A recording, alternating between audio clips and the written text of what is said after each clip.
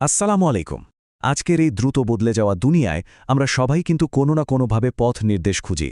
আসুন আজ আমরা একজন বিশ্ব আধ্যাত্মিক নেতা হজরত খলিফাতুল মাসিহ আল খামেস এর কিছু গভীর জ্ঞান নিয়ে আলোচনা করি, যা তিনি সম্প্রতি দুটি প্রশ্নোত্তর পর্বে আমাদের সাথে ভাগ করে নিয়েছেন।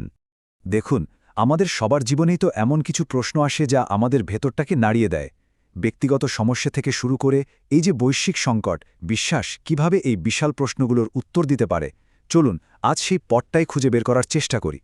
এই পুরো বিষয়টাকে আমরা একটা বড় গাছের মতো করে ভাবতে পারি, যার মূল হল আমাদের আত্মা, আমাদের ভেতরের জগৎ, আর তার শাখা প্রশাখাগুলো ছড়িয়ে আছে আমাদের পরিবার, সমাজ, এমনকি পুরো পৃথিবীতে। তো চলুন একদম গোড়া থেকে, অর্থাৎ আমাদের আত্মা থেকে শুরু করা যাক। যে কোনো মজবুত ইমারতের মতো আমাদের আধ্যাত্মিক জীবনের ভিত্তিটাও কিন্তু ভেতর থেকে মজবুত হতে হয়। আর সেই ভিত্তির সবচেয়ে বড় স্তম্ভটা কি জানেন?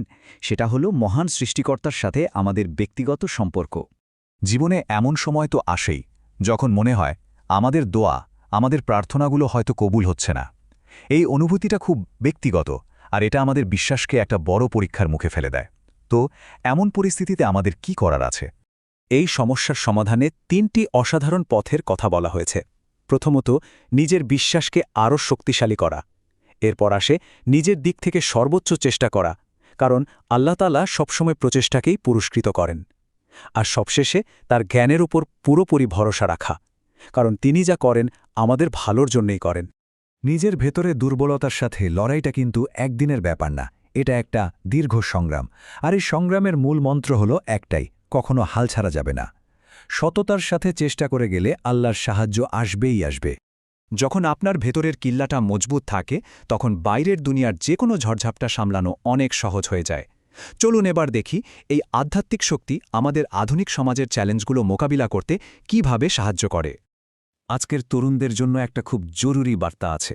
প্রতিনিয়ত যে সামাজিক চাপের মুখে তারা পড়ছে, তাতে সবচেয়ে বড় বিপদ হল হীনমন্যতা।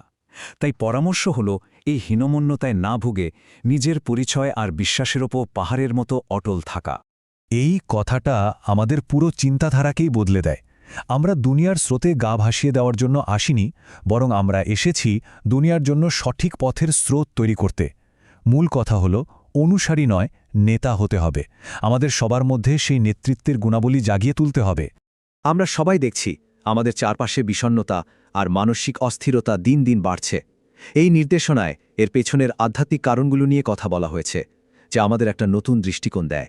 মানসিক কষ্টের মূল কারণ হিসাবে দুটো জিনিসকে চিহ্নিত করা হয়েছে: ১, দুনিয়ার জিনিসের প্রতি আমাদের লাগামহীন আকাঙ্ক্ষা, আর ২, সবসময়